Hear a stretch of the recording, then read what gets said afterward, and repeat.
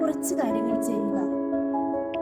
പക്ഷേ അത് വളരെ വിശ്വസ്തയോടും വിശുദ്ധിയോടും കൂടെ ചെയ്യുക.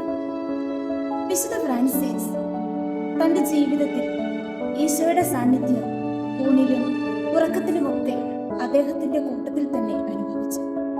അതുകൊണ്ട് അദ്ദേഹത്തിന്റെ സന്തോഷം ആർക്കും ഒരിക്കലും എടുത്തു മാറ്റാൻ സാധിക്കാത്തതല്ല. പ്രാർത്ഥനയിലും ധ്യാനത്തിലുമൊക്കെ അദ്ദേഹം ആ സന്തോഷം അനുഭവിച്ചു. നമ്മളെ കണ്ടുമുട്ടുന്നവർക്കും നാം സമീപിക്കുന്നവർക്കുമൊക്കെ നമ്മുടെ ജീവിതം ഒരു അനുഗ്രഹമായി മാറട്ടെ.